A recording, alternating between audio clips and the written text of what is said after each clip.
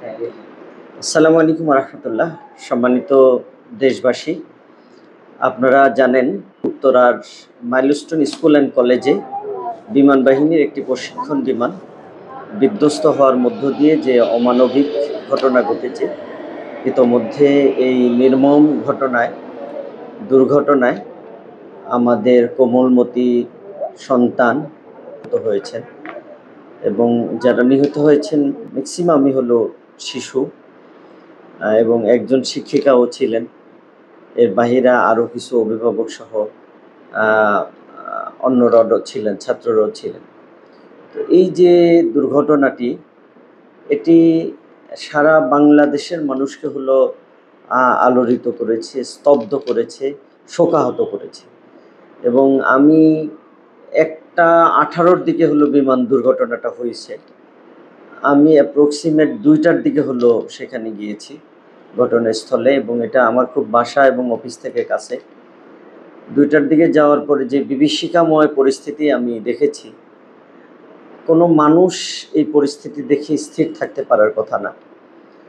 বিমান একদম শো করে হলো ঢুকে গেছে হলো বাচ্চাদের যে ক্লাসরুম, সেখানে ক্লাস 3-4-এর বাচ্চাদের ক্লাসরুম, ওই জায়গায় হলো বিধ্বস্ত হয়েছে। এবং বিধ্বস্ত হয়ে আগেই আগুন ধরে গিয়েছে বিমানে, বিধ্বস্ত হয়ে পুরো এলাকাটা হলো আগুন ধরে গেছে। এই আগুনের মধ্যেই মূলত বাচ্চারা, এত তাপ ছিল যার ফলে অনেক বডি হলো একদম গলে পুড়ে আঙ্গার হয়ে গেছে, কোনো মানুষের আকৃতি পর্যন্ত সেখানে খুঁজে পাওয়া যায়নি। এমনও হয়েছে যে সেনাবাহিনী যখন উদ্ধার করেছেন, এভাবে মানে দলা করে মানে আগুন মানে পুড়ে যাওয়া অনেকগুলো বডি একসাথে হলো একাকার হয়ে সেরকম জিনিসগুলো তারা উদ্ধার করেছে। তো এই চিত্র বাংলাদেশ না, পৃথিবীর যে কোনো বিবেকবান মানুষকে হলো সাংঘাতিকভাবে আলোড়িত করবে। গতকালকে সারাদিন এমন হয়েছে, সারা রাত এমন হয়েছে যে ঘুমাতে পারিনি। আমার স্ত্রী কিছুক্ষণ পরপর কান্না করে দিত। আমাদেরও একটা 3.5-4 বছরের সন্তান আছে।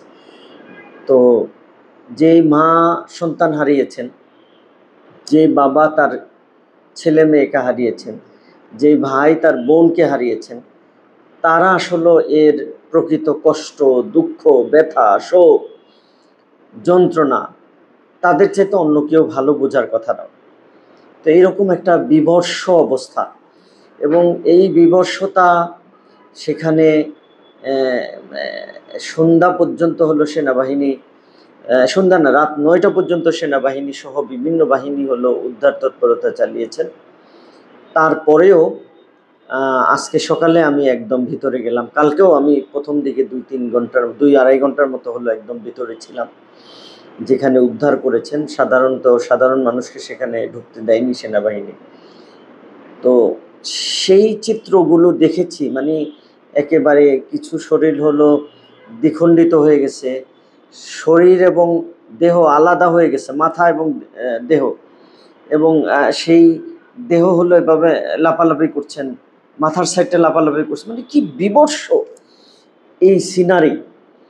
তো এইরকম একটা সিচুয়েশন, আলহামদুলিল্লাহ বাংলাদেশ জামায়াত ইসলামের আমিরের সাথে সাথে আমাদেরকে নির্দেশ দিয়েছেন, যেখানে ঘটনা ঘটেছে সেই জায়গাটা আমাদেরই থানা, আমি ওই থানার নায়েবে আমির, যার ফলে উনি সাথে সাথে আমাদেরকে ফোন দিয়ে নির্দেশ দিয়েছেন যে আমাদের যা আছে তা নিয়ে মানুষের পাশে দাঁড়াই। আমরা চেষ্টা করেছি, আমাদের সাথে বহু মানুষ ছিল, সাধারণ ছাত্ররা ছিল, সাধারণ মানুষ ছিল, আলহামদুলিল্লাহ বহু পর্যায়ের মানুষ হলো এগিয়ে আসছেন, যার যেভাবে সুযোগ ছিল তারা সেভাবে সহযোগিতা করেছেন, উদ্ধার তৎপরতায় সহযোগিতা করেছেন। ইভেন পরিস্থিতি শেষে এমন হয়ে গেছে যে এত মানুষ রাস্তায়, হাজার না, আমার মনে হয় লক্ষাধিক মানুষ হলো রাস্তায় চলে আসছে। এই মানুষের ভিড় সামলিয়ে সেনাবাহিনী, বিমান বাহিনী, নৌবাহিনী, অন্য যে বাহিনীগুলো ছিল, সামরিক, আধা সামরিক, বেসামরিক, পুলিশ, তাদের হলো উদ্ধার তৎপরতা চালাতেই হলো কষ্ট হয়ে গেছে। তো এইরকম একটা পরিস্থিতি তো আমরা আজকে দেখলাম যে এই পরিস্থিতি নিয়ে হলো কিছু মানুষ অত্যন্ত নগ্নভাবে রাজনীতি করেছে।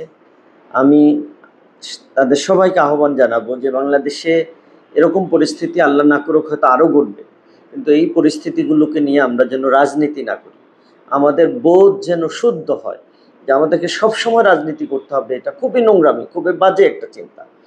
তো এই জায়গা থেকে আমাদেরকে ফেরত আসা দরকার। অ্যাট দ্য সেম টাইম জনবহুল এলাকায় কেন প্রশিক্ষণ বিমান উড্ডয়ন করা হলো, প্রশিক্ষণ নেওয়ার জন্য চেষ্টা করা হলো, এটার আমাদের প্রশ্ন থাকলো। সংশ্লিষ্ট বিভাগ, বাহিনী হলো এর উত্তর দিবেন তদন্ত করে। এবং এই ঘটনার সাথে যদি কারো দুর্বলতা থেকে থাকে এবং কোনো দুর্বলতার কারণে অথবা কনস্পারেন্সির কারণে যদি এই ঘটনা ঘটে থাকে, তদন্ত করে বের করে তার যথাযথ পদক্ষেপ গ্রহণ করবেন। এবং আমরা সবাই জানতে চাই যে আসলে কেন হলো, কি কারণে হলো, কি হলো, জানতে চাই।